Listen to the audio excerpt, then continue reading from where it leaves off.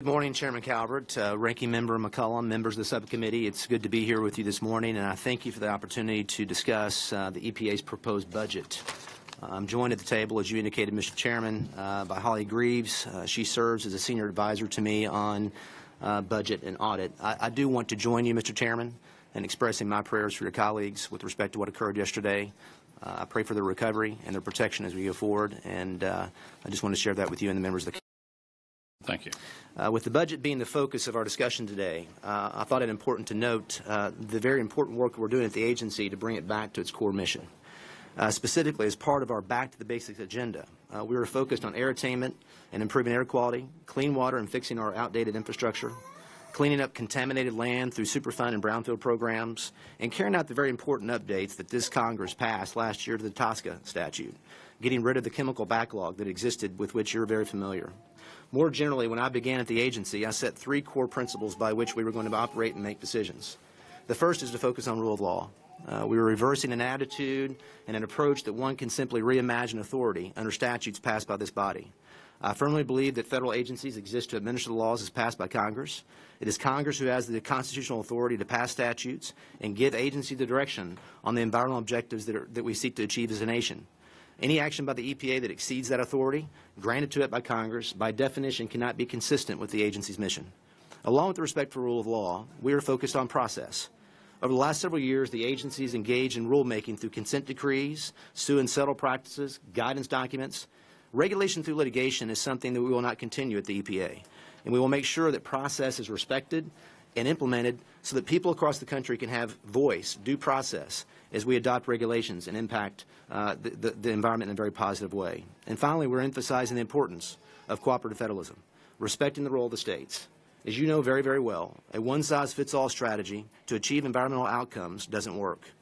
Well, it may work in Arizona, may not work in Tennessee, and I recognize that the states have unique environmental challenges and needs, and I will continue to engage in meaningful discussion with you about how shared environmental goals related to these outcomes can be achieved. With respect to the budget and these principles and priorities that I've outlined, I believe we can fulfill the mission of our agency with a trimmed budget, with proper leadership and management.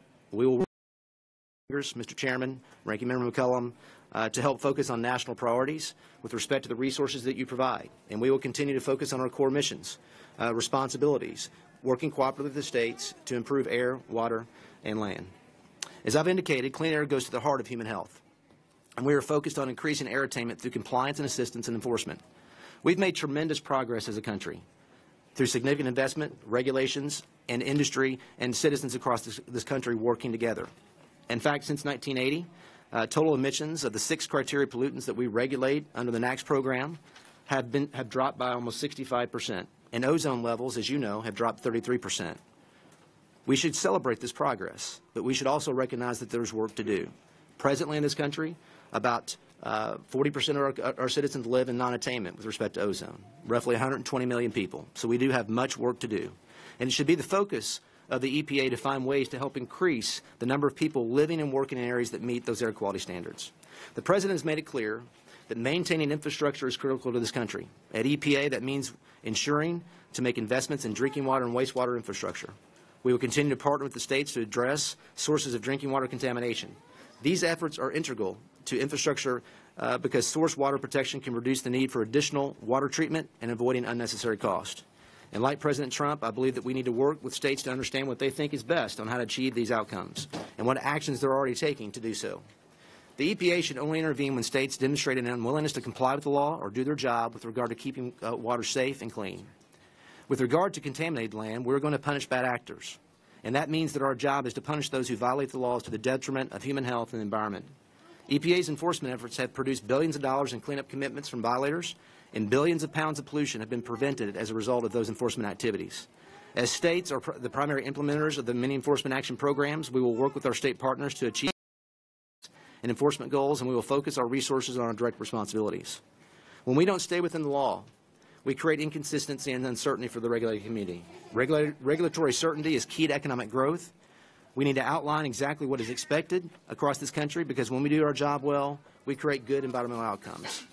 Mr. Chairman, Ranking Member McCollum, members of the committee, I appreciate the opportunity to share briefly these priorities And I look forward to working with you as we move forward through this budget process to protect human health and ensure that we have clean air, land, and water. I thank you, and I look forward to your questions.